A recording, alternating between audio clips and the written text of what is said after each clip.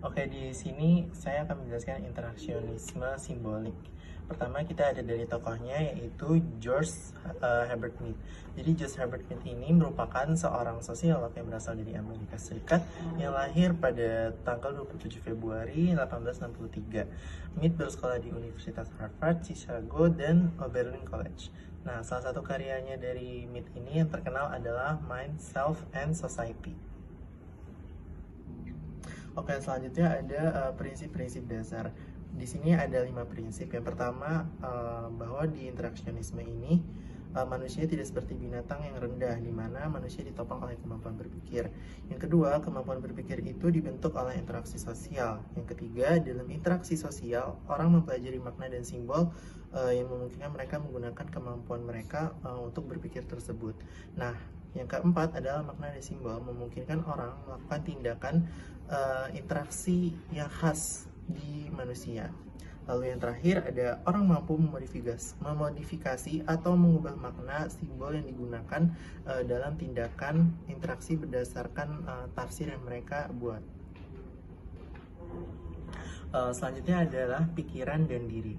Nah, pikiran menurut Mead diartikan sebagai suatu proses dan bukan sebagai sesuatu, yaitu proses percakapan batin di mana seseorang itu terhadap dirinya sendiri yang tidak dapat ditemukan dalam individu lain.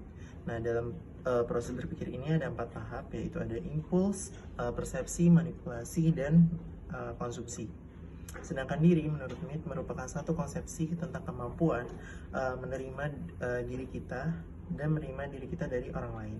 Di sini ada 2 tahap, yaitu play stage dan game stage dalam perkembangan manusia. Kemudian manusia sebagai generalized order atau sebuah sikap secara keseluruhan. Menurut Mead, istilah masyarakat berarti proses sosial terus-menerus yang mendahului pikiran dan diri. Masyarakat dijadikan posisi inti sebagai pembentukan pikiran dan diri. Bagi Mead, masyarakat adalah serangkaian respon yang terorganisasikan sebagai bagian dari identitas mereka yang disebut me. Dengan kata lain, individu ini mengadopsi norma, nilai, dan perilaku sosial dari masyarakat yang membentuk cara mereka berinteraksi dan berfungsi dalam konteks sosial.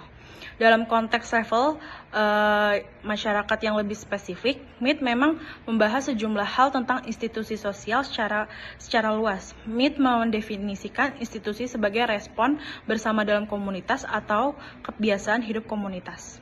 Kemampuan berpikir. Asumsi krusial bahwa manusia memiliki kemampuan berpikir membedakan interaksionisme simbolis dengan behaviorism yang jadi akarnya.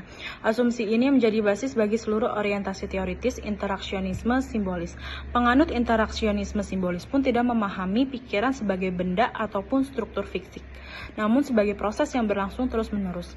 Kemampuan berpikir memungkinkan orang bertindak secara reflektif ketimbang hanya bertindak tanpa refleksi. Orang mengonstruksi dan mengarahkan apa yang mereka lakukan daripada hanya melakukannya begitu saja.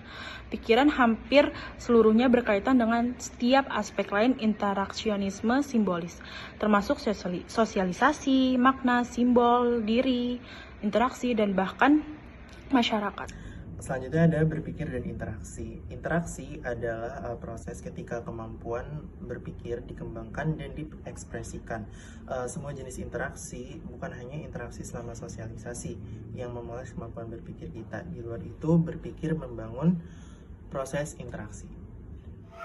Dari PowerPoint yang sudah ditampilkan dapat dibilang makna ini tidak diberikan secara otomatis, tetapi dibentuk melalui interpretasi individu. Kayak contohnya, sesuatu yang berharga bagi seorang tidak tentu juga berharga bagi orang lain, tergantung cara pikir mereka sendiri.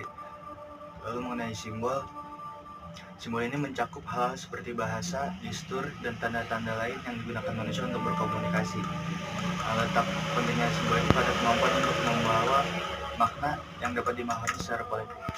Dari PowerPoint yang sudah ditampilkan dapat dibilang makna ini tidak diberikan secara otomatis, tetapi dibentuk melalui interpretasi individu. Kayak contohnya, sesuatu yang berharga bagi seorang tidak tentu juga berharga bagi orang lain, tergantung cara pikir mereka sendiri.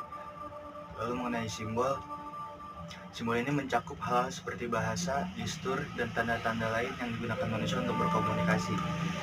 Letak pentingnya simbol ini pada kemampuan untuk membawa makna yang dapat dimahami secara kolektif. menetapkan pilihan.